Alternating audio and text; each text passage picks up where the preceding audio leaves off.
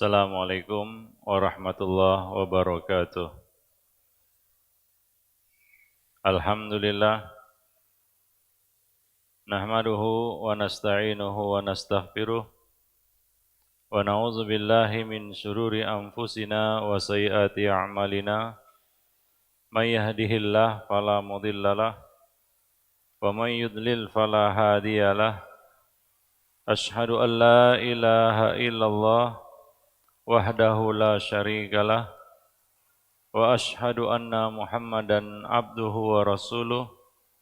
Ya ayyuhalladzina amanu ittaqullaha haqqa tuqatih wa la tamutunna illa wa antum muslimun. Amma ba'd, fa inna ahsanal kalam kalamullah wa khairal hadi hadi Rasulillah sallallahu alaihi wasallam wa syarrul umur muhdatsatuha wa kullu muhdatsatin bid'ah wa kullu bid'atin dhalalah wa kullu dhalalatin finnar. Para jemaah kaum muslimin dan juga muslimat yang dimuliakan Allah, kita bersyukur pada pagi ini Allah Subhanahu wa taala masih memberikan kemudahan bagi kita, dan dengan kemudahan-kemudahan tersebut kita dapat berkumpul di sini. Mudah-mudahan berkumpulnya kita di tempat ini mendatangkan kebaikan bagi kita semua. Salawat dan salam tidak lupa kita limpahkan untuk Nabi kita Muhammad sallallahu alaihi wasallam, atas keluarga beliau, sahabat-sahabat beliau, dan siapa saja yang mengikuti sunnah beliau sampai hari kemudian. Pada kesempatan pagi menjelang siang ini, kita akan membicarakan salah satu perkara yang membantu kita untuk meraih surga adalah bercita-cita. Sebelum kita bicarakan tentang perkara ini, kita harus membedakan antara cita-cita dan angan-angan. Apa bedanya cita-cita dan angan-angan? Punya cita-cita enggak? Atau enggak punya? Sebenarnya kita cuma berangan-angan. Yang membedakan antara cita-cita dan angan-angan adalah ikhtiar. Sesuatu yang kita inginkan itu merupakan sebuah cita-cita ataupun bisa merupakan sebuah angan-angan. Ada yang cita-citanya jadi dokter, mungkin ada, tapi nggak pernah sekolah. Itu bukan bercita-cita, tapi itu berangan-angan. Ada yang punya cita-cita jadi orang kaya, mungkin banyak, tapi itu bukan cita-cita, tapi hanyalah sebuah angan-angan. Kenapa? Karena dia lebih senang menganggur, memilih jadi pengangguran. Yang membedakan antara cita-cita dan angan-angan adalah ikhtiar. Karena apa yang kita inginkan itu bisa disebut cita-cita dan bisa disebut angan-angan. Dan itu menjadi sebuah cita-cita jika kita melakukan proses akhdhul asbab. Kita melakukan ikhtiar, usaha untuk meraih apa yang kita inginkan itu. Maka disitulah kita disebut orang yang punya cita-cita. Dan bagi seorang muslim, cita-cita yang paling tinggi adalah masuk surga.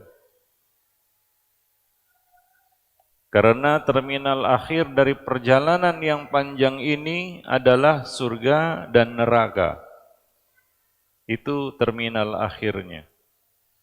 Setelah itu nggak ada lagi perjalanan, berhenti, selesai.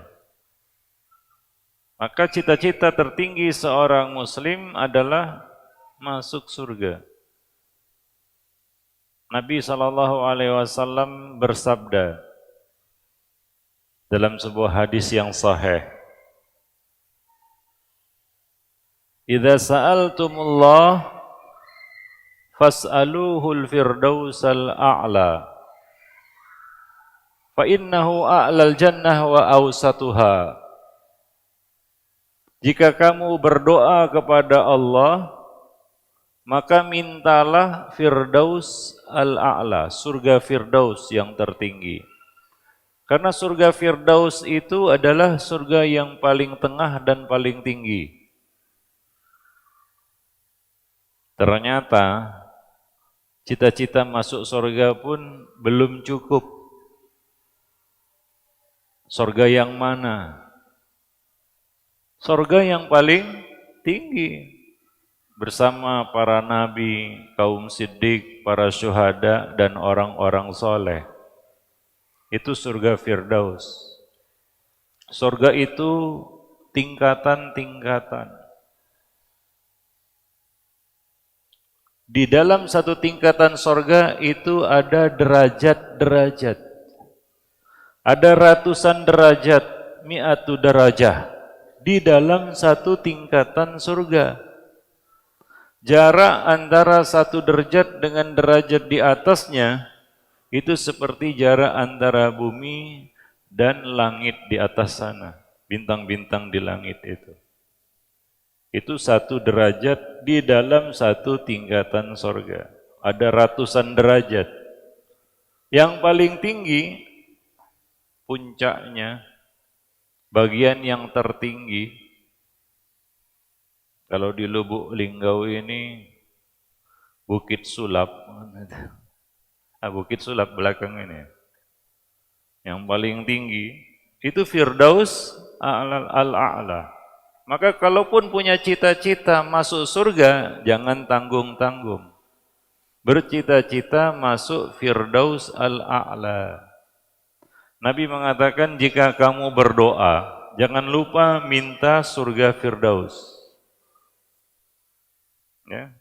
Bukan hanya sekedar surga, tapi surga Firdaus. Alasannya karena itu surga yang paling tinggi, kata Nabi. Para jemaah yang dimuliakan Allah. Nah, kita tahu bahwa doa itu adalah salah satu ikhtiar. Orang yang berikhtiar harus berdoa. Apapun yang kita ingin capai, kita sudah melakukan semua usaha, kalau belum berdoa, belum sah, belum sempurna. Kita buka usaha ini, semua ikhtiar sudah kita lakukan. Ya, yang menunjang kesuksesan bisnis kita, usaha kita itu. Tapi kalau kita belum berdoa, belum sempurna. Karena perlu campur tangan kun fayakun.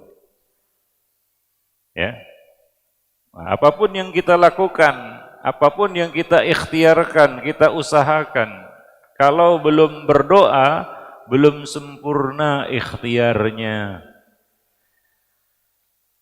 Maka dikatakan bahwa doa itu adalah separuh ikhtiar bagi seorang muslim, penting.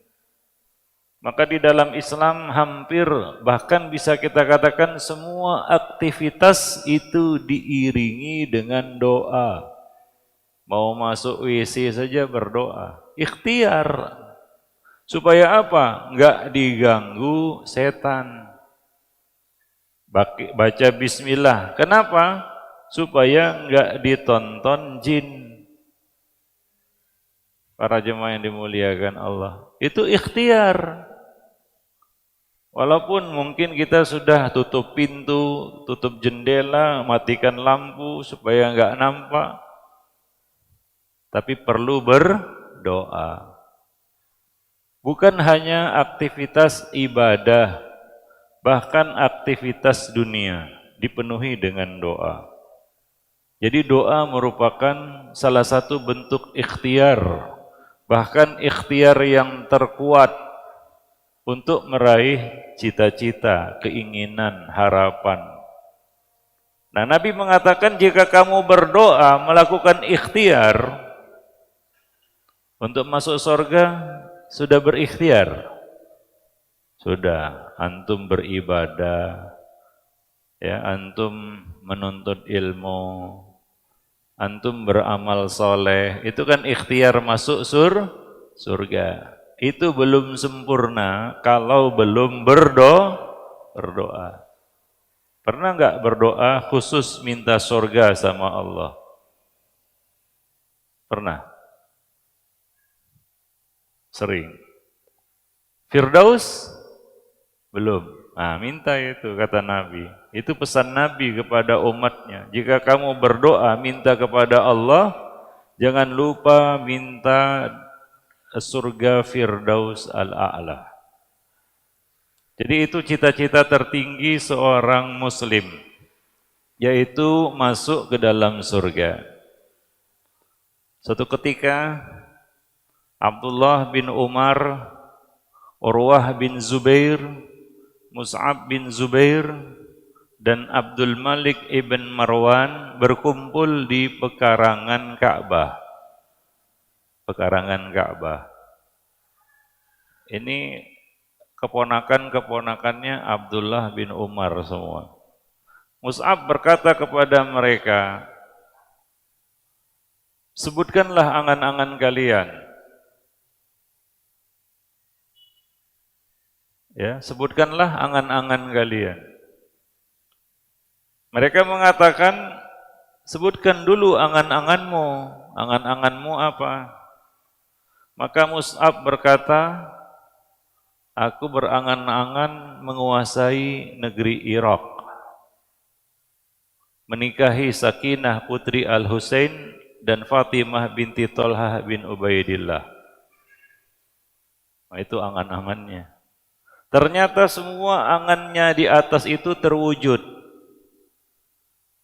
Ia menikahi Sakinah putri Al-Husain dengan mahar sebanyak 1.500 dirham.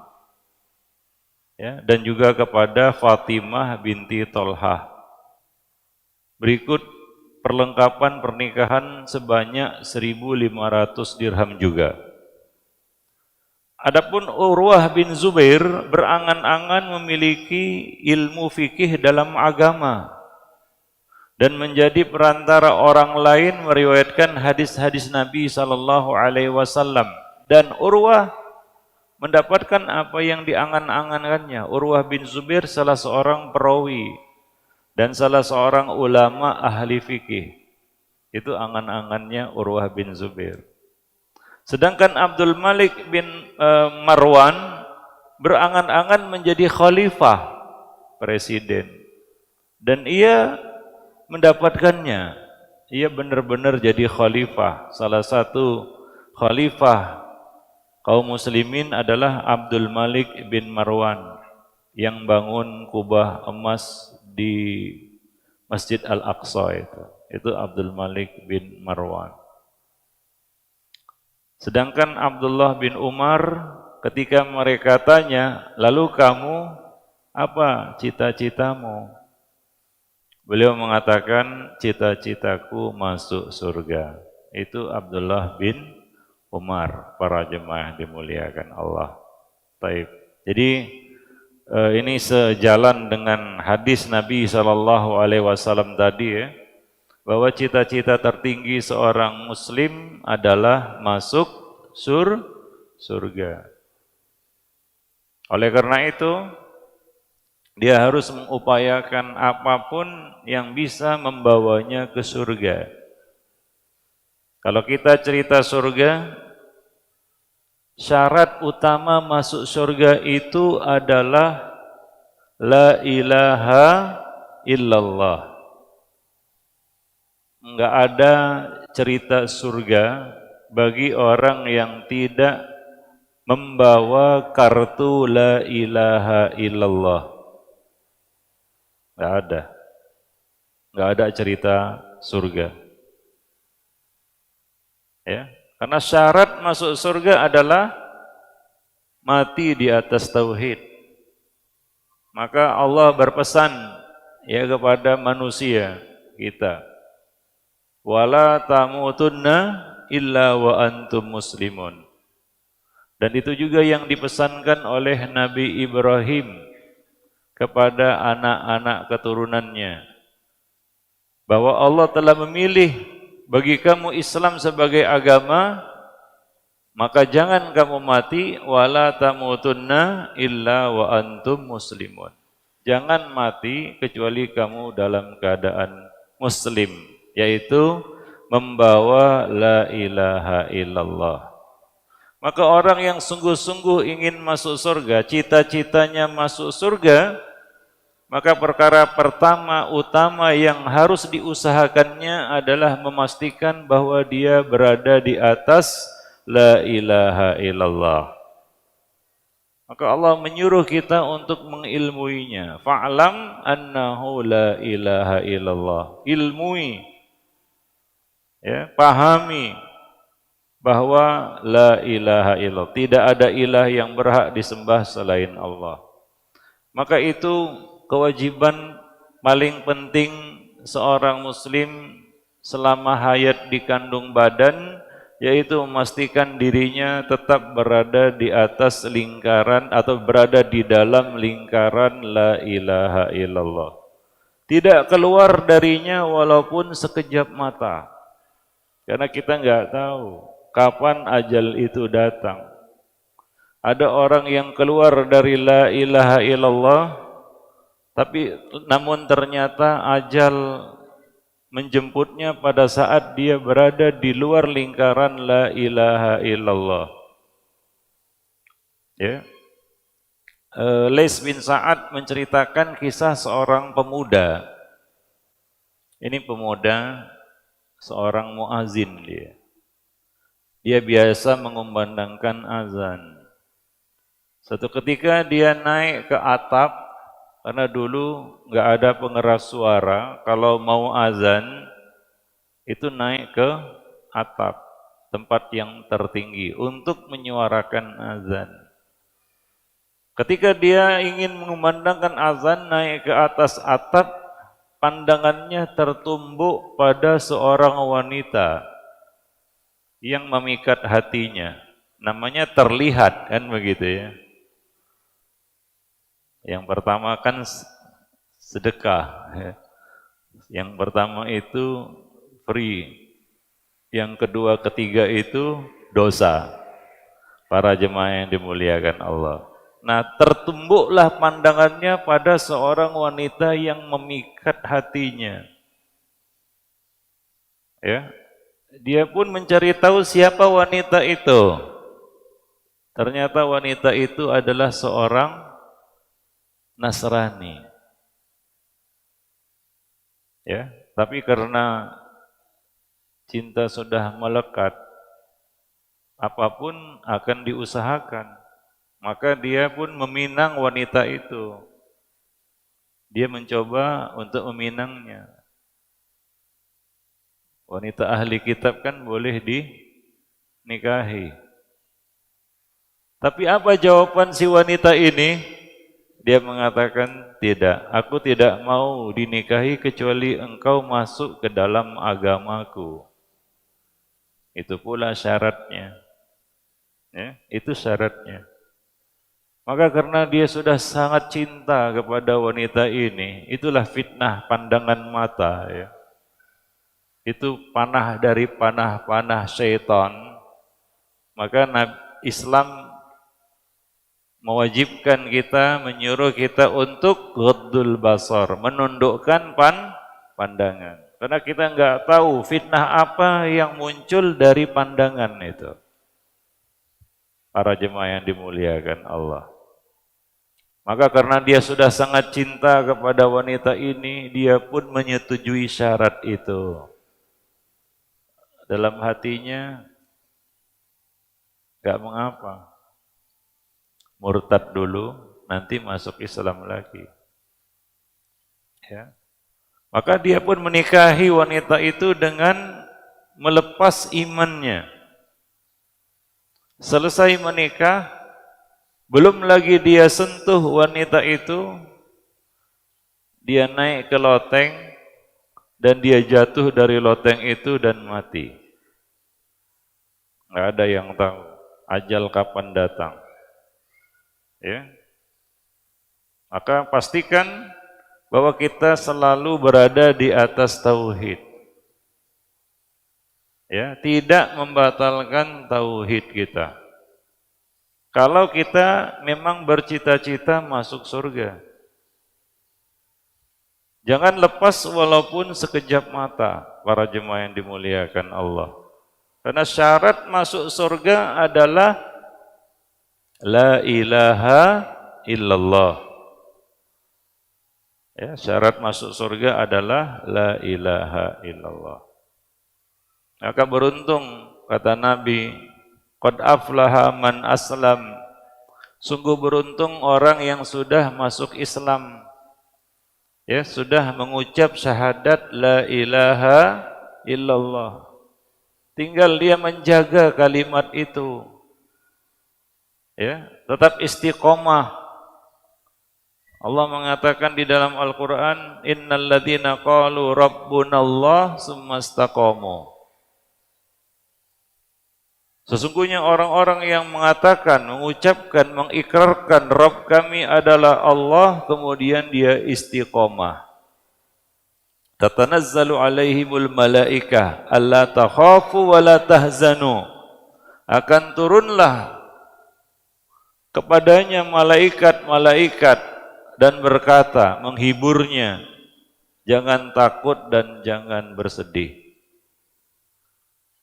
Wa absyiru bil jannatil lati kuntum tu'adun. Dan terimalah kabar gembira berupa surga yang telah dijanjikan kepadamu. Nah, ini orang yang qalu rabbunallah tsumma istaqamu. Menyatakan la ilaha illallah, kemudian dia istiqomah. Menjaga tauhidnya. Bagian yang terberat itu adalah menjaga tauhid. Itu yang terberat. Para jemaah yang dimuliakan Allah, itu bagian yang terberat, menjaga tauhid sampai akhir hayat. Dan itu bukan perkara mudah.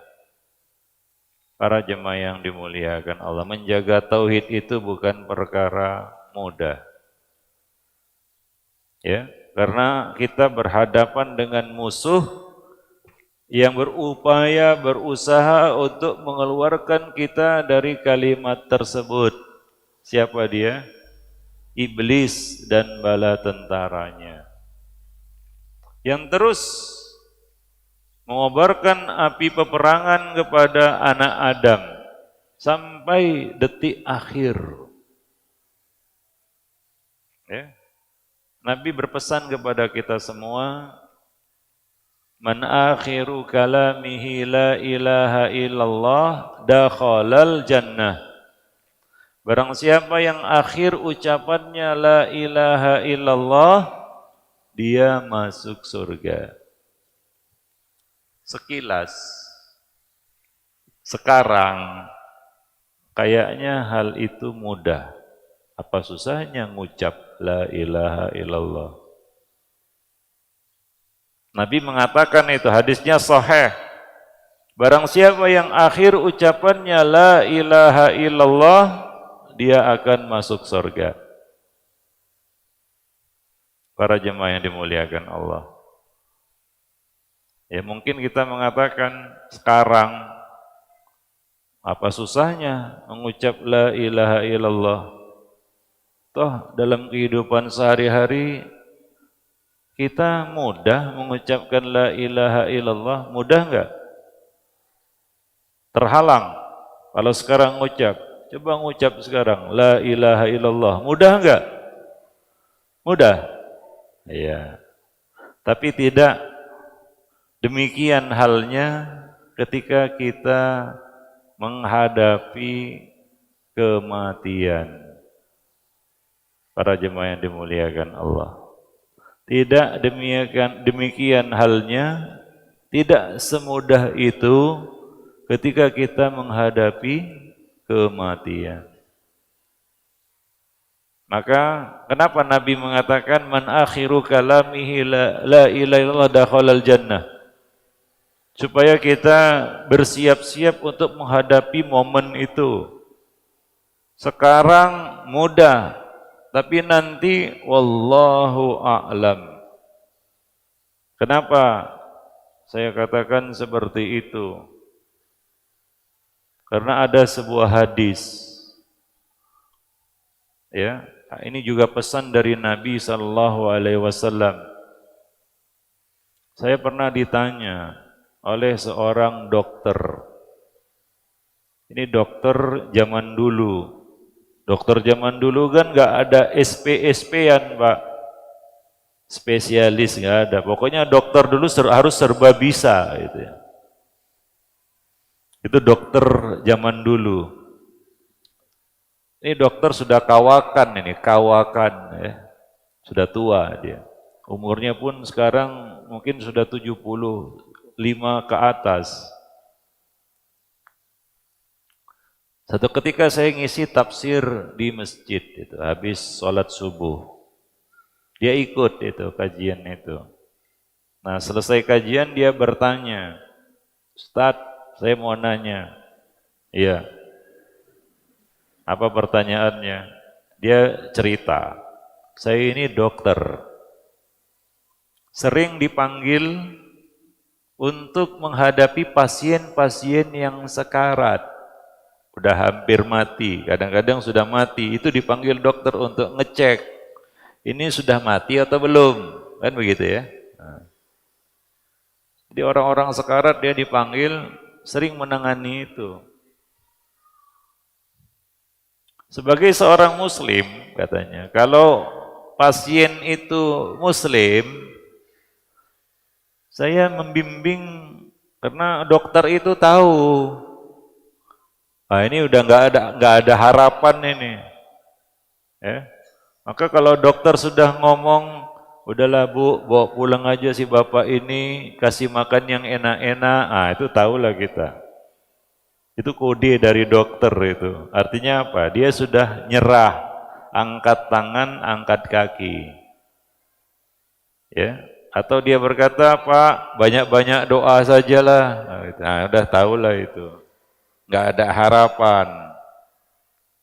Dokter itu ngerti, ini penyakit nggak bisa sembuh lagi, sudah stadium 7. Tinggal tunggu mati, kan begitu ya. Nggak berdaya apa-apa lagi si dokter ini. Maka bunyinya pun sudah begitu itu. Banyak-banyak doa saja Pak, gitu ya. Nah, dia ini dokter dan berkata kepada dia bertanya kepada saya sering katanya menuntun, saya tahu muslim, ini muslim, gak ada harapan hidup lagi, jadi saya bimbinglah pasien-pasien yang sekarat itu untuk ngucap la ilaha illallah, kan begitu ya. Karena ya tahu juga itu hadis, lakinu mautakum la ilaha illallah. Bimbinglah orang yang mau mati di antara kamu untuk mengucap la ilaha illallah. Maka kalau ada saudara kita sekarat, wajib kita membantu saudara kita ini. Ini masuk dalam bab ta'awun alal birri wa taqwa. Itulah pemberian terakhir yang bisa kita berikan kepada saudara kita itu, yaitu membimbingnya untuk mengucap la ilaha illallah. Maka dia sebagai seorang dokter muslim tahu itu. Makanya para dokter itu harus mengerti juga. Di rumah sakit ini, AR Bunda ya, tempat saya nginap itu. Dokter-dokter itu juga harus tahu fikih ini. Kalau pasien itu sudah sekarat, nggak ada lagi harapan hidup, atau dia menghadapi kematian, Maka ikhtiar terakhir, persembahan terakhir bagi seorang muslim kepada saudaranya adalah membisikkan, membimbing, menuntun untuk mengucapkan la ilaha illallah. Ya, para jemaah yang dimuliakan Allah. Maka ada itu adab-adabnya. Bagaimana caranya menalkin? Itu ada fikihnya. Misalnya saya sebutkan yang pertama, hendaklah orang yang membimbing orang yang mau mati ini untuk mengucap la ilaha illallah adalah orang yang disukainya. Jangan orang yang dibencinya, nanti dia enggak mau mengucap. Yang kedua, jangan diganggu dengan kehadiran orang-orang yang banyak di situ. Karena itu mengganggunya. Biarkan dia dibimbing untuk mengucap la ilaha illallah. Nah, ini kadang-kadang berkumpul di situ keluarganya teriak-teriak, jerit-jerit. Itu gimana si muslim ini yang sekarat ini bisa mengucap la ilaha illallah? Apalagi di situ kumpul karib kerabatnya tengkar tentang warisan, stres dia. Ya bisa-bisa dia mati gara-gara itu. Ya, maka kalau kita berhadapan dengan kondisi seperti itu, maka berikanlah persembahan terakhir untuk saudara kita itu, agar dia bisa menjadikan la ilaha illallah sebagai ucapan terakhirnya. Jangan diganggu. Syekh bin Utsaimin mengatakan, kalau dia sudah mengucap la ilaha illallah, itu dibiarkan. Jangan diganggu, jangan diajak bicara lagi. Supaya apa? Supaya itulah kata-kata terakhir yang keluar dari lisannya. Tapi kenyataan di lapangan, kalau orang ini sudah mau mati, itu rame di situ, menjerit-jerit di situ. Ini kan ya membuat si calon mayit ini terganggu dan gagal mengucapkan la ilaha illallah. Biarkan dia pergi dengan tenang dengan membawa kalimat tauhid la ilaha illallah. Kemudian ada beberapa kesalahan, misalnya membimbingnya dengan mengatakan kepadanya Allah, Allah, itu salah. Bukan Allah, Allah, bukan, tapi la ilaha illallah. Bukan Allah, Allah, Allah, enggak. Nabi enggak menyuruh untuk membimbing mengucapkan Allah, Allah, Allah. Salah itu. La ilaha illallah. Ada yang protes, Ustadz, kalau la ilaha illallah kepanjangan, belum selesai nanti sudah keburu mati. Ya enggak apa-apa, niatnya kan menyempurnakan kalimat itu. Karena kalau sekedar kalimat Allah, Allah itu enggak ada maknanya dalam bahasa Arab. Apa Allah, Allah?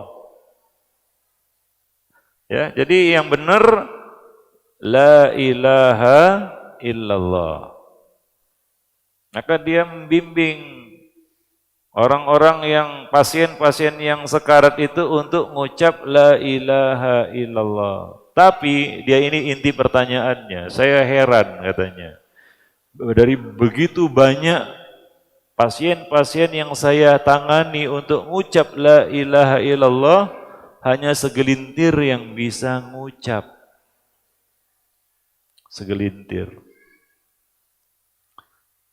Sepanjang karirnya sebagai dokter, gak lebih dari bilangan jari sebelah tangan. Maka itu yang dia tanyakan, kenapa ya? Ada seorang pasien sebelum mati ngoceh tahu ya? Ngomong terus, entah apa-apa diucapkannya. Gitu. Tapi begitu dibimbing, ya ini sudah mau mati ini, udah nggak ada lagi harapan. Dibimbing untuk mengucap la ilaha illallah, ngatup mulutnya katanya. Itu cerita dia, pengalaman dia. Ngatup tahu? up, nggak bisa ngucap. Itu ketika mau dibimbing untuk ngucap la ilaha illallah. Ternyata nggak semudah itu ya. Siapa pernah di sini menalkin orang yang mau mati? Bisa? Hah? Iya. Jadi itu bukan perkara mudah. Makanya Ibnul Qayyim menyebutkan di dalam kitab Fawaid, ya, orang-orang yang mati dengan kebiasaannya. Ada yang mati disuruh ngucap la ilaha illallah, yang dia katakan apa? Sekakmat, sekakmat, tukang main catur. Ada yang dibimbing untuk ngucap la ilaha illallah, apa yang dia katakan? Sekian persen, 10%, 10%, rentenir, lintah darat. Ada yang disuruh ngucap la ilaha illallah, apa yang dia katakan? TikTok, senangnya main TikTok. Zaman sekarang. Ya. Ini, maka beliau menjelaskan bahwa orang itu mati di atas kebiasaannya. Kalau ditanya bagaimana mati, maka jawabannya adalah bagaimana hidup. Jadi bagaimana mati itu sudah ada jawabannya sekarang. Bagaimana hidup, begitulah mati. Kita yang memberikan jawaban itu sendiri. Para jemaah yang dimuliakan Allah. Ya, jadi itu bukan perkara yang mudah ternyata. Itu yang dia tanyakan itu. Gimana itu Ustaz ya? Sering saya bimbing itu banyak itu, tapi segelintir yang berhasil mengucap la ilaha illallah. Logikanya, apa susahnya untuk mengucap kalimat itu? Sekarang kan mudah. Mudah enggak? Coba ngucap la ilaha illallah. Susah enggak? Susah. Oh, saya bingung juga jawabnya. Karena saya belum mati. Tapi saya teringat sebuah hadis. Hadis sahih. Saya jawab itu dengan hadis tersebut. Bingung saya jawabnya, saya teringat hadis itu. Apa hadisnya? Yaitu sabda Nabi sallallahu alaihi wasallam, qala Rasulullah sallallahu alaihi wasallam, aksiru min zikri la ilaha illallah. Dalam riwayat lain, aksiru min qauli la ilaha illallah qabla ayyuhala bainaha wa bainakum. Perbanyaklah kamu mengucap la ilaha illallah. Perbanyaklah berzikir la ilaha illallah.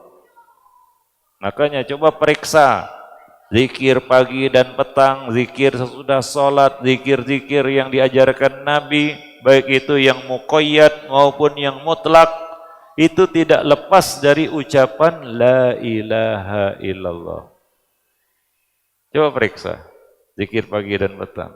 Setiap zikir, beberapa zikir itu ada terbubuhi kalimat la ilaha illallah. Kenapa? Karena Nabi bersabda, afdaluz zikri la ilaha illallah. Seutama-utama zikir itu adalah la ilaha illallah. Maka Nabi dalam hadis tersebut merintahkan kita untuk memperbanyak ucapan la ilaha illallah. Qabla, sebelum kamu dihalang darinya. Sebelum kamu dihalang dari kalimat itu. Kapan kita terhalang dari kalimat itu? Ketika menghadapi kematian. Siapa yang menghalanginya? Enggak lain dan enggak bukan adalah musuh bebuyutan. Musuh bebuyutan anak Adam. Siapa? Iblis dan bala tentaranya. Ini menjadi ganjalan seseorang untuk mengamalkan sabda Nabi tadi. Barang siapa yang akhir ucapannya la ilaha illallah, dia masuk surga. Salah satu tanda husnul khotimah adalah mati dengan mengucap kalimat tersebut. Tapi itu ternyata enggak mudah. Karena setan akan hadir di situ mengganggu anak Adam ini. Bagi setan itu adalah partai puncak. Apa? Partai puncak, partai final. Dia sudah bertahun-tahun sepanjang hayat orang ini berupaya untuk menyesatkannya. Ini ibarat buruannya ini, anak Adam ini. Maka momen ketika anak Adam ini akan meninggalkan alam dunia itu merupakan kesempatan terakhirnya. Iblis sebagai panglima mereka tidak akan mengirim pasukan abal-abal, kaleng-kaleng, enggak. Dia akan terjunkan tim inti, pasukan khusus. Ya, kalau antum masuk final, apa antum menurunkan tim cadangan? Kan enggak. Tim utama, karena kita mau juara. Kalau yang diturunkan tim cadangan itu artinya enggak mau menang, enggak mau juara.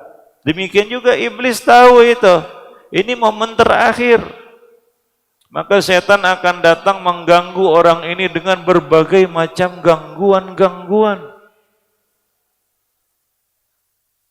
Sehingga dia gagal mengucapkan kalimat itu. Kita enggak menghadapinya ya, tapi bakal menghadapinya. Maka kesempatan yang masih Allah berikan sekarang ini adalah suatu persiapan ya untuk menghadapi itu. Ya, kita enggak tahu bagaimana syubhat, bagaimana gangguan setan terhadap anak Adam agar terhalang dari la ilaha illallah.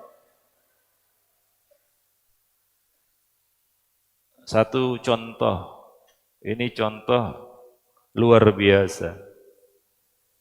Terjadi pada orang yang sangat dikasihi, dicintai Nabi. Siapa dia? Abu Thalib. Abu Thalib ini disayangi, dicintai Nabi, walaupun dia belum masuk Islam saat itu. Tapi dia berkorban untuk Islam dan kaum muslimin dengan jiwa, raga, dan harta benda. Itu Abu Thalib. Ikut diboikot bersama Nabi, melindungi Nabi. Maka ketika Abu Thalib wafat, Nabi bersedih. Nabi itu menyayangi Abu Thalib seperti menyayangi orang tua beliau. Dan Abu Thalib menyayangi Nabi seperti beliau menyayangi anak-anak beliau, bahkan lebih. Itu Abu Thalib. Yang paling lama mengasuh Nabi itu adalah Abu Thalib. Lebih lama dari asuhan ibu dan kakeknya, itu Abu Thalib. Yang membimbing Nabi dari kecil sampai dewasa, sampai nikah, sampai jadi Nabi, itu Abu Thalib. Ya, dari kecil, remaja, dewasa, menikah, jadi Nabi, itu Abu Thalib semua. Yang mengajari Nabi hidup, Abu Thalib, bahwa berniaga ke negeri Syam, melindungi Nabi dari kecil sampai dewasa, itu Abu Thalib. Dan Abu Thalib ini juga sudah mengakui kebenaran Islam. Ya, dia mengakui kebenaran Islam, agama yang dibawa oleh keponakannya, yaitu Nabi SAW. Tinggal satu yang belum terlaksana di dalam kehidupan Abu Thalib, yaitu apa? Ngucap la ilaha illallah. Tinggal satu saja, itu saja.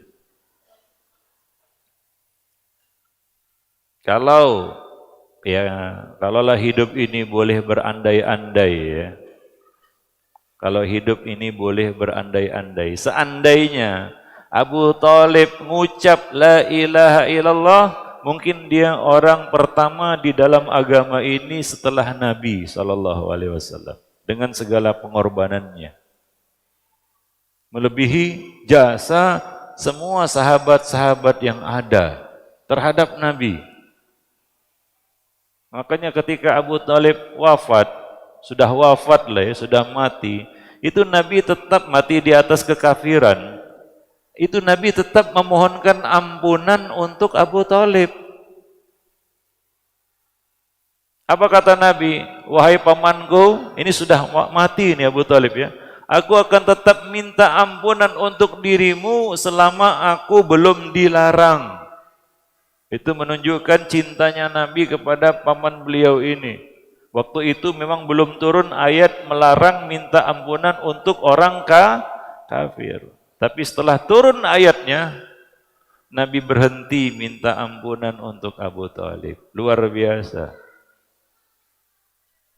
Dan saking cintanya Nabi ini sama pamannya ini, sayang, sampai Abu Talib adalah satu-satunya penghuni neraka yang dapat syafaat. Bukan syafaat keluar neraka Pak, enggak, karena enggak bisa. Syafaat diringankan azabnya. Orang yang paling ringan azabnya seneraka adalah Abu Talib. Seneraka itu Pak. Abu Talib. Nah, ini Abu Talib. Ada apa dengan Abu Talib? Hidupnya sungguh tidak beruntung. Tinggal satu PR dalam hidup Abu Talib, yaitu ngucap la ilaha illallah. Ketika Abu Talib ini sekarat, sakit keras, sakit yang mengantarkannya kepada kematian, maka para ulama mengatakan bahwa sakit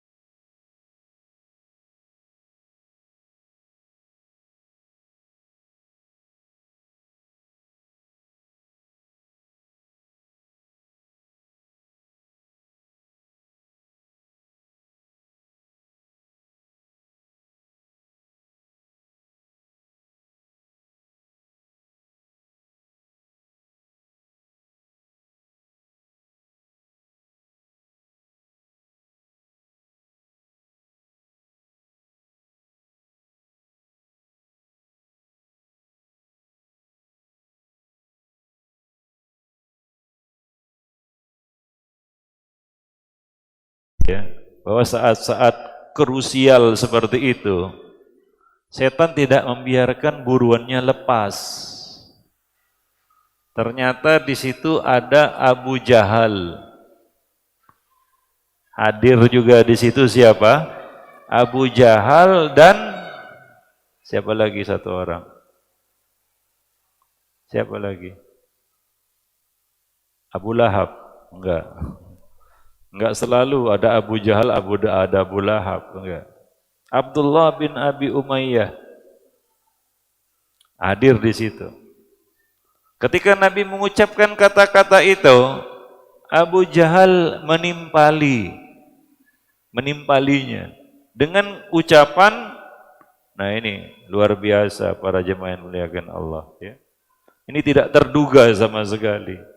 Dan ini yang menjadi penghalang Abu Thalib mengucap la ilaha illallah. Penghalang. Qabla an yuhala bainaha wa bainakum, sebelum kamu terhalang darinya. Ini yang menjadi penghalang Abu Thalib mengucap. Apa itu? Apa yang dikatakan oleh Abu Jahal? Ini enggak terduga sama sekali. Abu Jahal tidak mengatakan, "Hei Abu Thalib, jangan ucap itu." Mungkin kalau dilarang sama Abu Jahal, Abu Thalib mengucap itu. Kalau dilarang, ya biasanya kan manusia tambah dilarang, tambah dilakukan, kan begitu ya. Seandainya Abu Jahal mengatakan kepada Abu Thalib, "Hei Abu Thalib, jangan ucapkan itu." Diucap sama Abu Thalib. Tapi apa yang dikatakan oleh Abu Jahal? Wah, ini dia. Setan, iblis meminjam lisan Abu Jahal untuk menyampaikan was-was, gangguan terhadap Abu Thalib. Setan yang minjam lisan Abu Jahal ini. Apa kata Abu Jahal? Wahai Abu Thalib, apakah kamu membenci agama Abdul Muttalib? Apakah kamu benci agama Abdul Muttalib? Siapa Abdul Muttalib? Siapa? Ayahnya. Maka di sini Abu Jahal membenturkan dua cinta, cinta ayah atau cinta keponakan yang sudah dianggap sebagai anak sendiri. Maka bimbanglah Abu Thalib. Abu Thalib gak ngucap. Nabi mengulangi ucapan itu untuk yang kedua kali. Abu Jahal menimpalinya dengan kata-kata yang sama. Gagal lagi, sudah dua kali ini. Nabi mengulanginya 3 kali. Abu Jahal kembali mengucapkan kata-kata itu yang membuat Abu Thalib jadi bimbang dan ragu. Ini agama mana yang dipilih? Agama Muhammad atau agama Abdul Muttalib? Apa yang terjadi? Apa yang terjadi? Siapa yang dipilih Abu Thalib? Berhasilkah Abu Thalib mengucap la ilaha illallah? Secara teori, apa susahnya Abu Thalib mengucap la ilaha illallah? Secara teori ya, di atas kertas, apa susahnya? Toh tinggal mengucap la ilaha illallah, kelar semua, gampang. Itu perkiraan kita. Makanya saya kata-kata sekarang disuruh ngucap la ilaha illallah, bisa enggak? Mudah enggak? Mudah. Tapi tidak demikian halnya kalau kita menghadapi kematian. Kita enggak tahu gangguan apa yang akan diberikan oleh setan terhadap kita. Maka bersiap-siaplah untuk menghadapi momen tersebut. Itu tidak mudah, seperti halnya Abu Thalib ini. Dibenturkan dua cinta itu, cinta ayah atau cinta keponakan. Akhirnya apa yang dipilih oleh Abu Thalib? Abu Talib mengatakan, aku mati di atas agama Abdul Muttalib. Dia pilih bapaknya. Siapa yang enggak sayang sama ayahnya? Apalagi dalam momen-momen seperti itu, Abdul Muttalib bukan sembarang orang ya. Dia adalah orang yang terpandang, dikasihi oleh penduduk Mekah. Ya, orang yang dermawan dengan segudang jasa dan prestasinya. Itu Abdul Muttalib, ayahnya. Ya, seorang yang disenangi, dikasihi juga oleh penduduk Mekah, tapi musyrik. Para jemaah yang dimuliakan Allah. Jadi dibenturkan dua cinta di situ. Maka cinta-cinta kita kepada selain Allah jangan mendominasi hati. Itu setan akan membenturkannya nanti dengan cinta kepada Allah. Apalagi di dalam hati kita enggak ada rasa cinta kepada Allah. Selesai sudah itu. Karena titik terlemah seorang anak Adam adalah pada hatinya. Atau lebih lebih terkhusus lagi adalah pada rasa cinta. Cinta itu kelemahan manusia. Maka Nabi mengatakan, tidak sempurna iman salah seorang dari kamu sehingga dia menjadikan Allah dan Rasulnya sebagai yang paling dia cintai daripada hartanya, ayahnya, anaknya, dan hartanya dan semua manusia.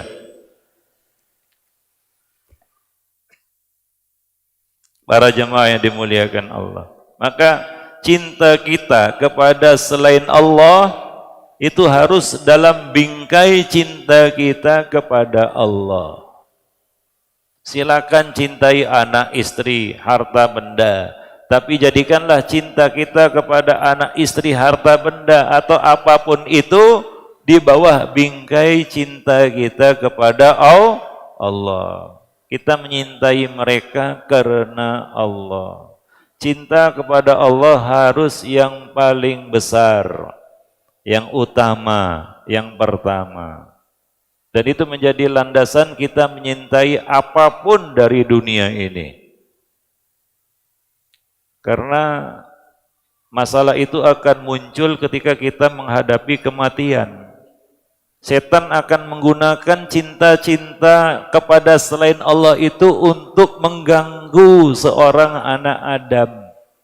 Seperti yang terjadi pada Abu Talib.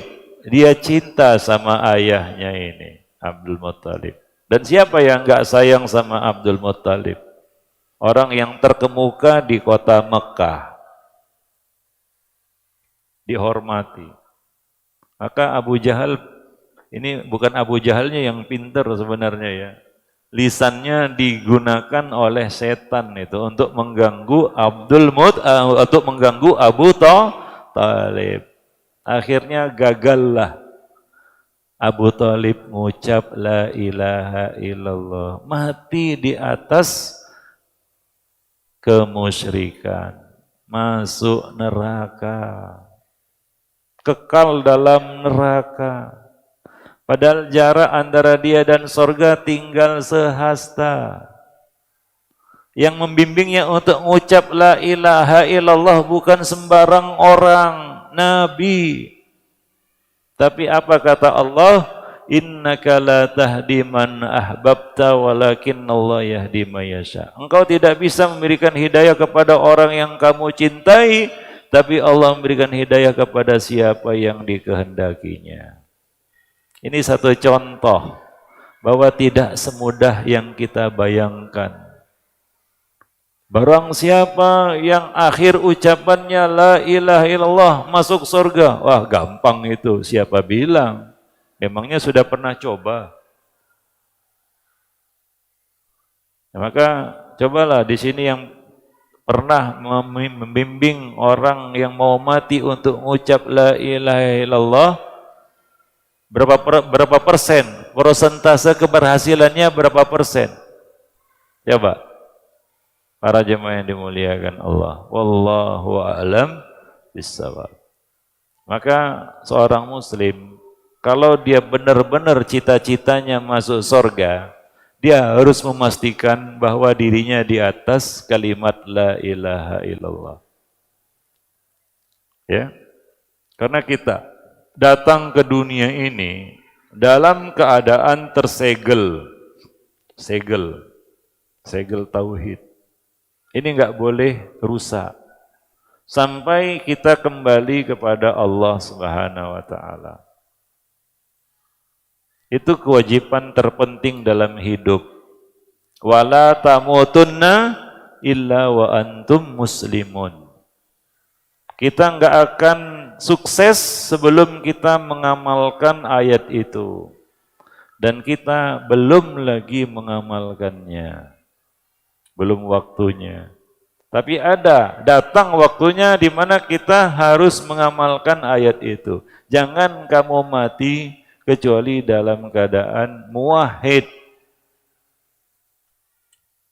Ya, maka kalau ada orang-orang yang kita kasihi, orang-orang yang kita cintai pergi lebih mendahului kita, mati, wafat, tidak usah ditangisi kematiannya jika dia mati di atas kalimat tauhid itu. Enggak perlu antum tangisi kematiannya. Enggak perlu terus bersedih atas kepergiannya. Apabila dia mati secara zahir ya, di atas kalimat la ilaha illallah, dia sudah sukses mengamalkan ayat tersebut. Nah, kita ini yang masih hidup belum jelas nasibnya. Belum tentu. Karena orang yang hidup enggak aman dari fitnah. Apapun bisa terjadi. Itu yang membuat kita khawatir. Maka hidup ini perlu al-khauf. Di samping perlu roja. Salah satu khauf yang harus kita munculkan dalam hati kita adalah kita khawatir status kita di sisi Allah. Bukan di sisi manusia. Manusia bisa kita tipu. Tapi Allah tidak. Ada ayat yang kalau kita baca membuat kita malu. Bahkan malu ngaku jadi orang soleh. Bahkan kita merasa kita bukan apa-apa. Ayat apa? Dua ayat. Siapa yang tahu ayatnya? Ayat yang kalau kita baca kita jadi malu, takut, khawatir. Apa itu, Pak? Ini buku untuk hadiah ini, panitia. Ya coba sebutkan ada dua ayat. Masing-masing nyebutkan satu ayat. Kalau benar jawabannya saya kasih hadiah. Hadiahnya istimewa. Kenapa? Karena lebih dari satu. Ya. Siapa yang mau berdiri membacakan ayat yang saya maksud? Ada dua ayat dalam Al-Quran.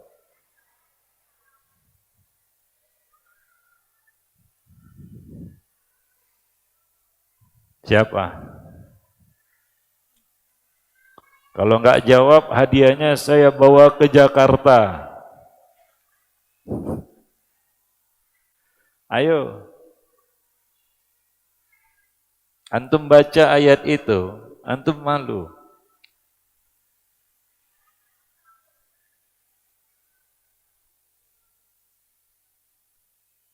Udah pernah khatam Quran?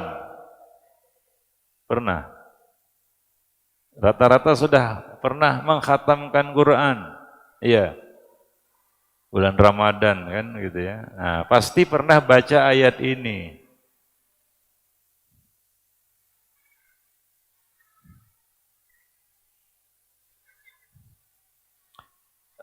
Saya kasih bocoran, ayat ini masih di dalam juz yang mungkin kita semua hafal, yaitu juz amma.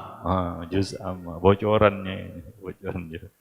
Itu ayat itu ayat itu terdapat di dalam juz amma, bukan juz 1 2. Jadi lupakan juz 1 sampai 29. Fokus juz amma. Dan saya yakin salah satu surat itu adalah surat yang antum hafal.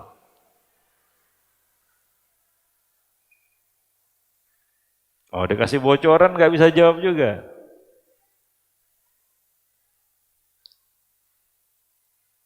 Hah?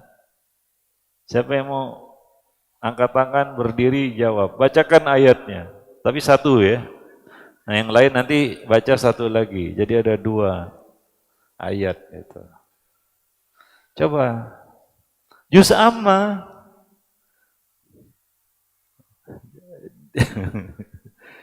Ayat itu, 2 ayat itu ada di dalam juz amma. Ya. Apa? Ya.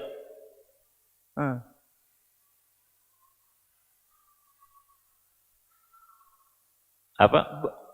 Maju.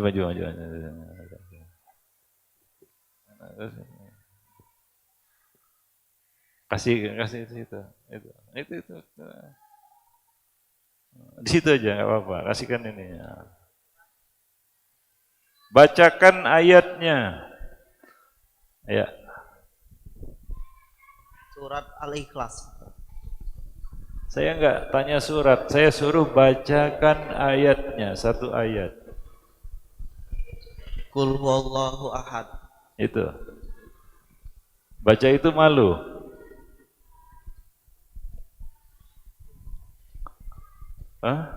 Kalau antum baca itu malu. Enggak malu. Berarti bukan ayat itu. Ya salah. Ya. Ini Bapak ini mau coba, kasihkan dulu. Ya, ini Pak berdiri Pak. Itu kata ada. Bacakan. Boleh buka mushaf boleh. Ya, iya Pak. Baca ayatnya dibaca. A'udzubillahi minasyaitonirrajim. Wa alhamaha fujuraha wa taqwaha qad aflaha 1 ayat. Zakkaha. 1 ayat saja. 2 ayat, Pak. Ya 2 ayat salah. 1 ayat aja. Yang mana?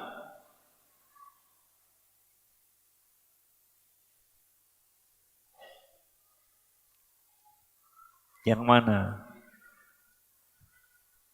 Pilih salah satu. Oh, bukan itu berarti. Ya bukan itu. Yang lain. Sebelah sini. Ya, kasih dulu. Coba. Kasih.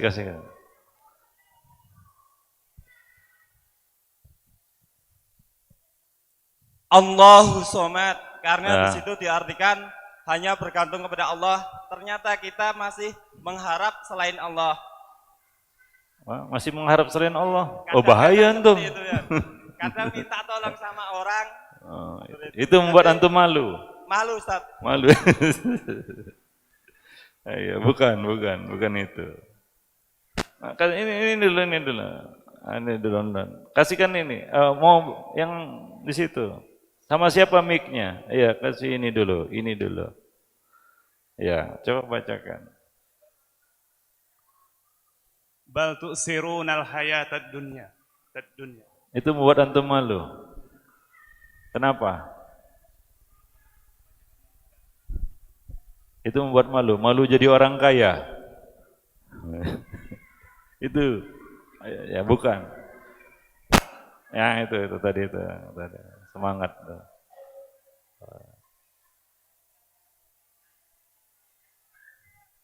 Coba ntar. Kasih ntar. Itu bukan juz amma, Pak.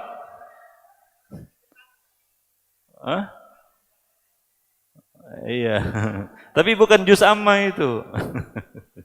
Iya, salah Pak. Bukan itu yang dimaksud. Saya sebutkan lagi. Antum kalau baca ayat itu, antum akan malu. Malu. Tahu malu enggak? Malu.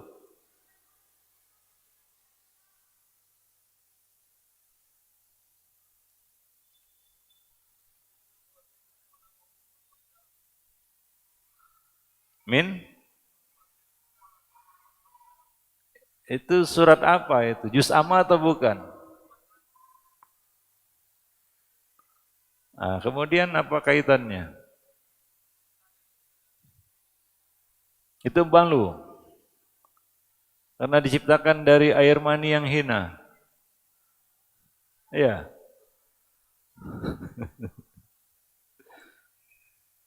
Air mani enggak najis. Ya, enggak, bukan itu. Ah ya, ini mungkin yakin ini bisa ini. Apa artinya? Itu menyesal bukan malu. Beda. Nyesal dan malu beda. Ya itu. Itu yang dalam yang mana siapa lagi? Nah, ini kalau benar saya kasih yang satu ayat yang ini, yang satu ayat lagi yang ini nih. Bisa jualan buku antum. Ayo, siapa yang mau coba lagi? Itu kayaknya. Berdiri. Enggak dengar, kasihkan mic lah. Mic sama siapa mic-nya? Mic-nya tadi terakhir sama siapa? Tolong kasihkan di belakang itu. Enggak dengar kita.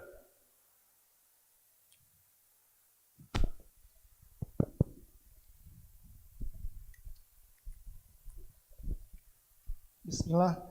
Innal insana lafi khusr. Innal insana Lafi khusr. lafi khusrin. Itu membuat antum malu Insyaallah. atau nyesal? Malu tak? Ya. Enggak ada yang jawab benar.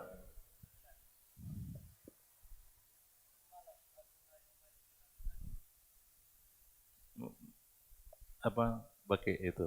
Itu. Biar dengar yang lain. Dengar salahnya maksudnya. Ya, baca. Summa latus aluna yaumal izin anin naim. Salah. Bukan itu. Ya ini. Coba Ustaz. Alhaakumut takasur. Artinya apa itu? Kamu lalai karena bermegah-megah. Malu. A'udzubillahi minasyaitonir rajim. Yang mana? Oh ini, ya. Laqad khalaqnal insana fi ahsani taqwim. Wah, itu malu, Pak. Malu jadi orang tampan malu ya. Taib. Yang lain dulu, Pak. Tadi yang itu, ya itu. Itu kasihkan dulu. Ya. Surat Al-Fajr ayat terakhir. Apa itu? Ya ayyuhan nafsul mutmainnah irji'i ila rabbiki radiyatan fadkhuli fi ibadi wadkhuli jannati. Yang terakhir, berarti wadkhuli jannati. Malu masuk surga. Oh enggak. Salah kan itu. Itu yang ini.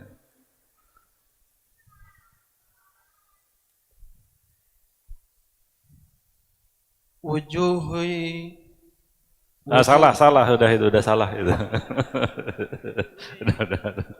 udah selesai. Bagi yang tadi menjawab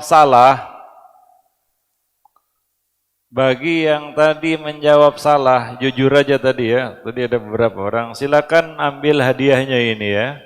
Pilih-pilih nanti ya. Nah, udah saya tutup. Nggak ada lagi jawaban.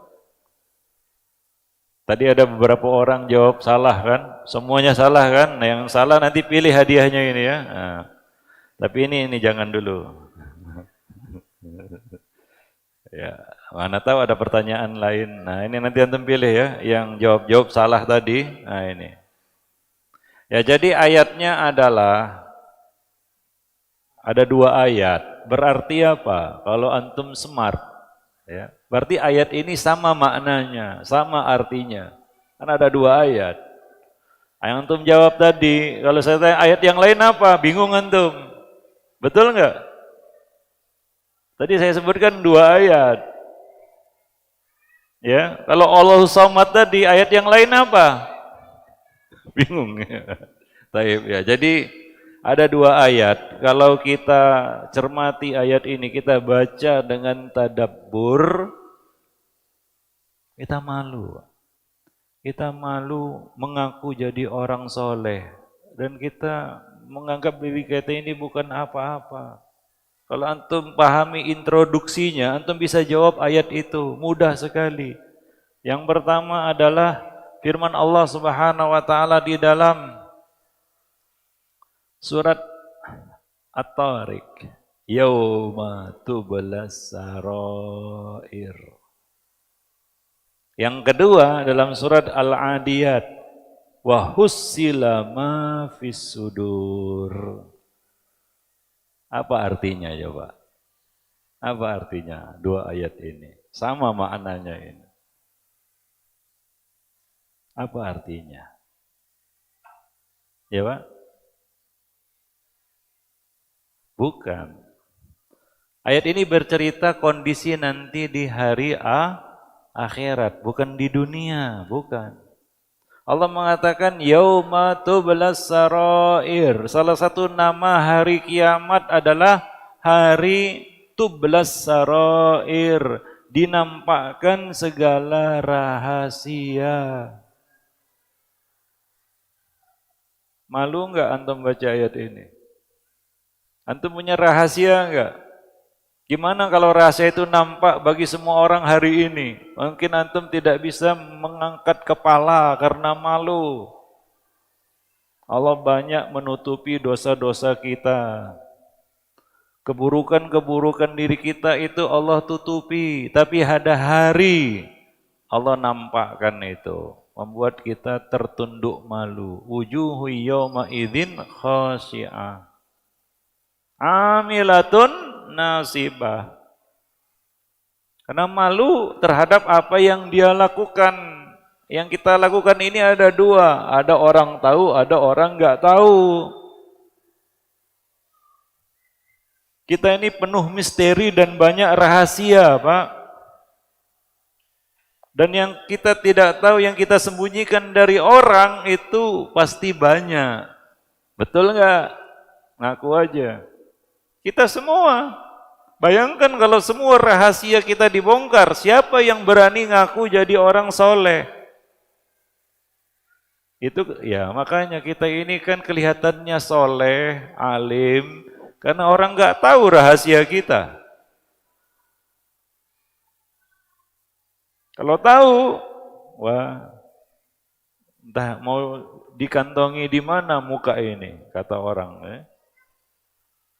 Nah itu akan terjadi pada hari kiamat. Wa hussila ma fis sudir, dan akan dibongkar semua yang ada di dalam hati.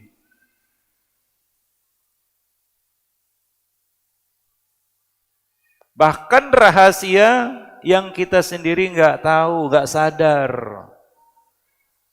Makanya antum pernah dengar hadis enggak? 3 orang yang pertama kali diadili pada hari kiamat. Tahu nggak hadisnya itu? Ada 3 orang yang pertama kali diadili pada hari kiamat. Siapa aja? Yang pertama, ya amalnya. Berjihad, berperang sampai mati. Wah ini amal luar biasa. Amal sampai meregang nyawa itu amal luar biasa. Kalau dalam Islam itu puncak amal. Zirwatus sanamil Islam al-jihad. Puncak amalan dalam Islam adalah jihad. Karena amal ini bisa sampai meregang nyawa. Luar biasa. Nah, dihadirkanlah orang yang sudah beramal ini. Bukan nggak beramal dia. sudah beramal. Amalnya juga bukan amal kecil, amal besar. Jihad. Sampai mati lagi. Maka dia dihadirkan ke hadapan Allah. Ditanya dia, apa yang sudah kamu, Allah menyebutkan kepadanya nikmat-nikmat yang telah Allah berikan kepada orang tersebut. Dia mengakuinya. Lalu Allah bertanya, apa yang telah engkau lakukan dengan semua nikmat itu? Apa jawabnya? Ya Allah, aku telah berjihad, berperang di jalan-Mu sampai mati. Itu yang dia ketahui ya. Ini rahasia belum dibongkar ini. Hussila ma fis sudur yauma tublas sarair. Dia bilang seperti itu. Aku berperang sampai mati. Apa kata Allah? Kadzabta. Dibongkar semua rahasia. Sampai rahasia yang kadang-kadang kita tidak menyadarinya. Betapa mengerikan hari tersebut. Membuat orang tertunduk malu. Wujuhu yawma idzin khashi'ah. Tertunduk. Amilatun nasibah. Beramal tapi mendapat musibah. Karena rahasia akan dibongkar. Siap enggak menghadapi hari tersebut? Mengerikan, dahsyat betul. Allah katakan kepadanya, kamu bohong. Kamu lakukan itu semua supaya kamu dikatakan pemberani. Dan kamu mendapatkan itu. Ternyata dia enggak ikhlas. Rahasia. Orang enggak tahu. Bahkan dia pun enggak tahu. Tapi Allah mengungkapkan itu. Mungkin dia lupa. Rahasia yang hanya Allah yang tahu. Wa hussila ma fis sudur. Apa yang terjadi? Dia gagal masuk surga. Dia diseret dan dilemparkan ke dalam api neraka. Buyar cita-citanya masuk surga. Para jemaah yang dimuliakan Allah. Itu yang pertama. Yang kedua, orang yang belajar ilmu dan mengajarkannya. Membaca Quran dan mengajarkannya. Ini orang sudah menghabiskan umurnya untuk menuntut ilmu. Bahkan bukan berhenti di situ saja, dia mengajarkannya. Dia dihadapkan kepada Allah dan ditanya, apa yang engkau lakukan dengan nikmat-nikmatku? Engkau diberi kepintaran, engkau diberi akal yang normal. Dia katakan apa? Aku mempelajari ilmu, belajar Quran dan mengajarkannya. Itu yang nampak oleh manusia dan itu yang dia lakukan. Ini orang bukan berangan-angan lagi, sudah berusaha. Tapi yauma tublas sarair wa hussila ma fis sudur. Dibongkar, Pak. Ternyata apa? Kata Allah, kadzabta, kamu bohong. Kamu lakukan itu semua supaya kamu disebut alim, disebut qori. Ini juga sama nasibnya, diseret, dilemparkan ke dalam api neraka. Yang ketiga, seorang yang dermawan, mencari harta, dan dia menyedekahkan harta itu. Luar biasa ini. Rata-rata orang yang dapat harta, niatnya berubah. Sebelum dapat harta, kalau saya jadi orang kaya, saya bersedekah. Jadi orang kaya, pelitnya minta ampun. Ini orang diberi kekayaan sama Allah, dia sedekahkan. Dermawan ini orang. Maka Allah bertanya kepadanya, apa yang kau lakukan dengan harta itu? Dia mengatakan, aku sedekahkan di jalan-Mu ya Allah. Itu pengakuannya. Yauma tublas sarair wa hussila ma fis sudur. Dibongkar rahasianya, ternyata apa? Dia melakukan itu supaya dikatakan dermawan, dia mengejar sebutan, diseret, dilemparkan ke dalam api neraka. Itu 2 ayat ya. kalau kita tadabburi benar-benar, itu kita nggak akan mampu melewati ayat itu ke ayat berikutnya. Iya, Pak. Setuju nggak? Banyak rahasia kita yang orang lain nggak tahu. Dosa-dosa yang kita sembunyikan, yang orang lain nggak tahu. Bahkan dosa yang kita sendiri nggak tahu karena kejahilan kita. Para jemaah yang dimuliakan Allah. Maka jalan kita untuk meraih surga itu sederhananya ada dua perkara penting. Yang pertama, tadi kita sebutkan, pastikan kita berada di atas la ilaha illallah. Itu yang pertama. Jangan sampai sedetik pun kita keluar dari kalimat itu sampai kita bertemu Allah kalau ingin masuk surga. Yang kedua, maka dari itu untuk yang pertama ini banyak-banyak minta surga kepada Allah. Kalau kita sering berdoa, apa salah satu isi doa kita? Adakah kita minta firdaus ala-ala, minta surga? Jangan lupakan itu di dalam doa-doa kita. Itu salah satu ikhtiar kita ya. Minta kepada Allah surga itu. Yang kedua adalah kita amalkan sabda Nabi. La tahqiranna minal ma'rufi syai'an. Jangan kamu remehkan satupun amal-amal kebaikan. Walau antalqa akhaka biwajhin talq. Walaupun kebaikan itu sekedar engkau memberikan senyuman kepada saudaramu ketika bertemu. Kenapa? Kalau cita-cita kita masuk surga, surga itu punya siapa? Punya siapa surga? Punya Allah. Maka lakukan sesuatu yang membuat Allah ridho. Karena orang itu masuk surga bukan karena amalnya. Artinya dia tidak bisa membeli surga dengan amalnya. Amal kita terlalu murah untuk dapat membeli surga yang mahal. Surga itu teramat mahal. Enggak akan bisa terbeli dengan amal-amal manusia. Sampai amal Nabi saja enggak bisa untuk membeli surga. Amal Nabi enggak bisa membeli surga dengan amal Nabi. Kurang apa amal Nabi itu? Tapi Nabi mengatakan wala ana, amalku pun tidak bisa membeli surga. Kecuali Allah mencurahkan karunia dan rahmatnya kepada diriku. Jadi kita masuk surga dengan rahmat dan karunia Allah.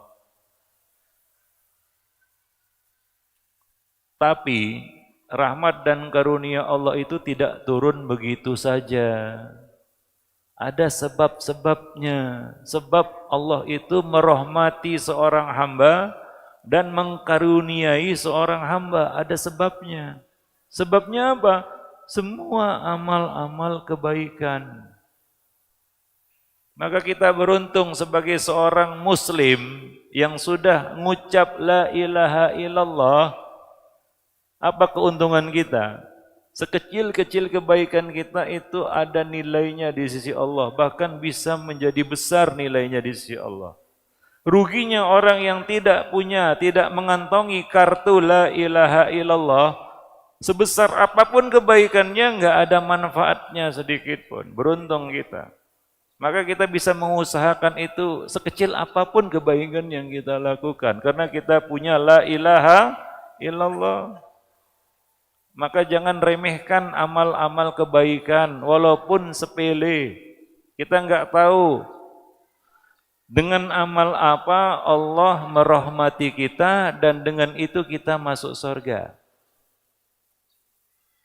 Makanya di dalam hadis Nabi menceritakan orang-orang yang masuk surga dengan hal-hal yang kelihatannya sepele, kecil. Ada yang masuk surga gara-gara menolong seekor anjing. Anjing kan binatang, air liurnya najis. Tapi gara-gara nolong anjing yang air liurnya najis ini, orang itu masuk surga, Pak. gara-gara amal itu.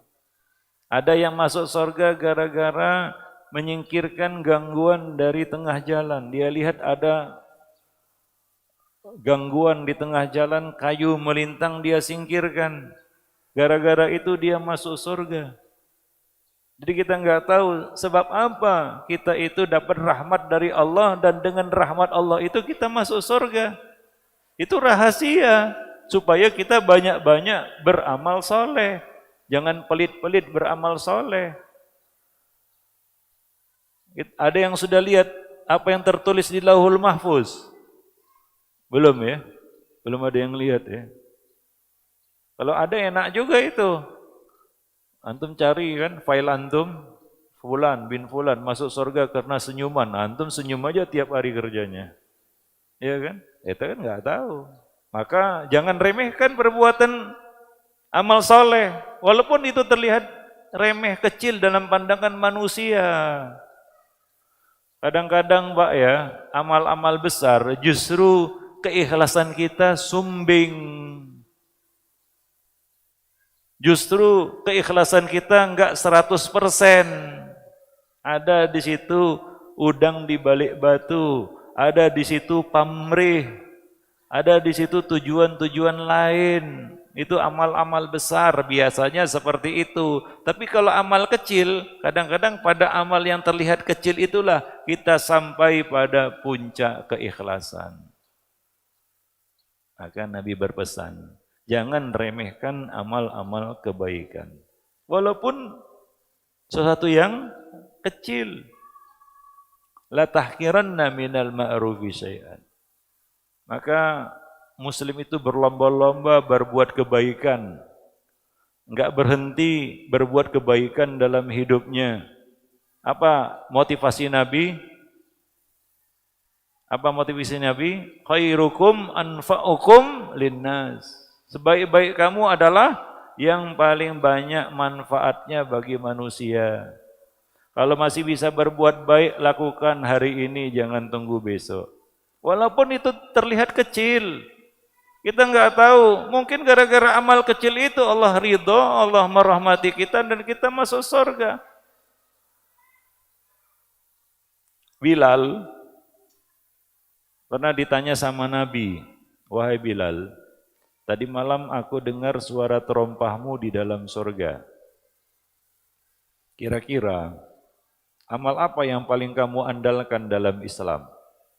Semenjak kamu jadi Muslim, ya, kira-kira amal apa yang paling kamu andalkan dalam Islam? Ini amal Bilal kan banyak ini. Beliau pernah disiksa karena masuk Islam. Beliau muazin Nabi, beliau khadim Nabi, beliau salah seorang sahabat yang enggak pernah absen berjihad, berperang bersama Nabi. Dan banyak lagi jasa-jasa amal-amal Bilal bin Rabbah. Ya, ini Bilal ini. Nabi bertanya kepada Bilal, amal apa yang paling kamu andalkan di dalam Islam?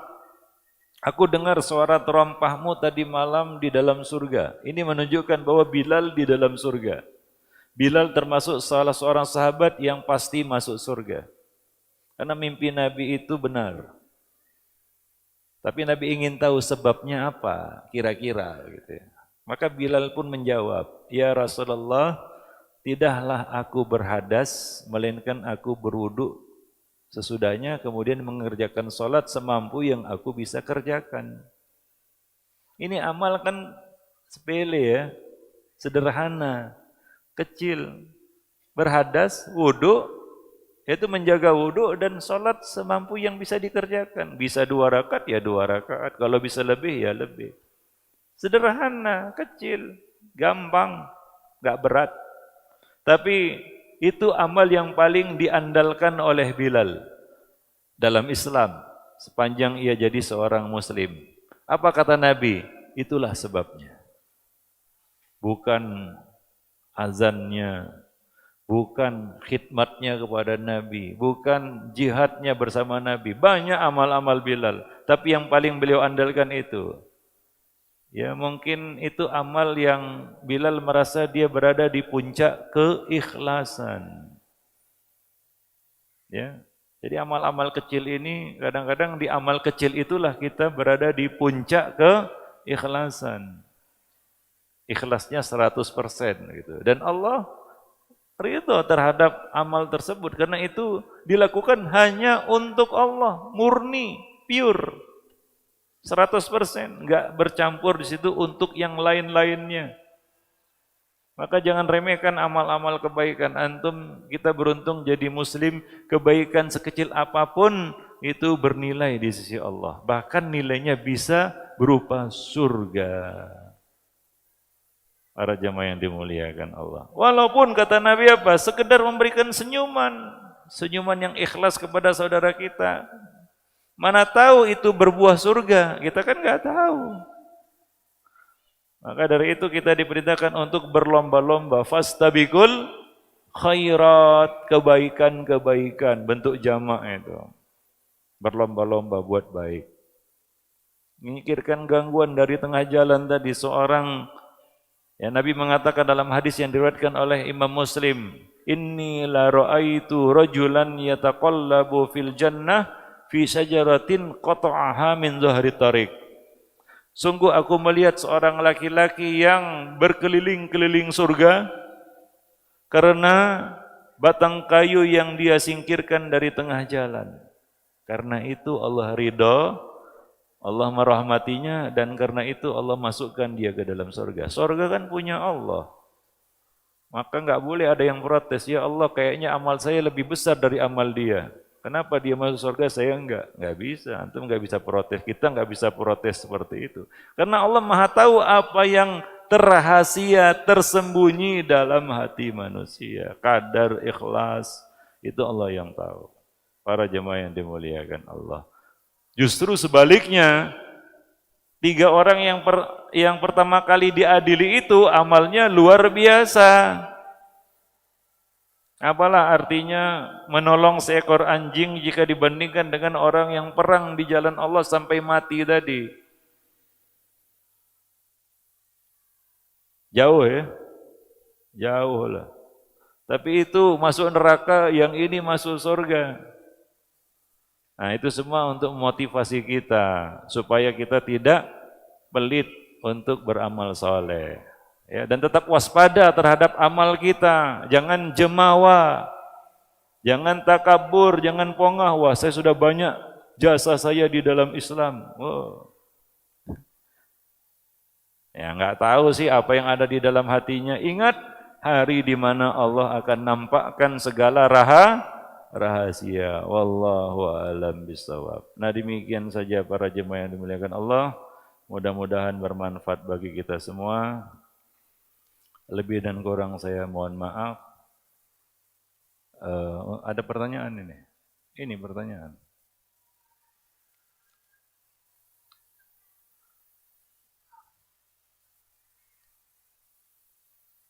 Ini pertanyaan saya tutup. Jam 11. Ustadz, maaf saya bertanya, keluar dari tema. Enggak apa-apa, asal jangan keluar dari masjid. Bagaimana jika saya punya seorang ibu? Ibu saya ini selalu menganggap saya ini buruk. Enggak mungkin kita memuaskan semua orang. Yang selamat dari celaan manusia adalah orang gila. Kalau antum orang normal, waras, pasti enggak selamat dari celaan manusia. Nabi saja dicela, apalagi kita. Beliau pun sampai menceritakan kepada orang lain bahwa saya ini tidak menjalankan kewajiban saya kepadanya. Ya sabar aja, namanya orang tua jangan dilawan, ya jangan didebat, ya. Padahal saya sudah menjalankan kewajiban saya sebagai anak, alhamdulillah, perbanyak itu.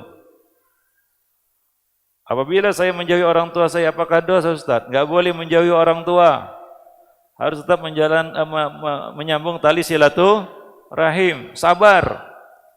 Ada orang yang diuji Allah lewat anaknya, ada yang diuji lewat suaminya, ada yang diuji lewat istrinya, ada yang diuji lewat tetangganya, ada yang diuji lewat temannya. Ada yang diuji lewat orang tuanya, ada yang diuji lewat anaknya.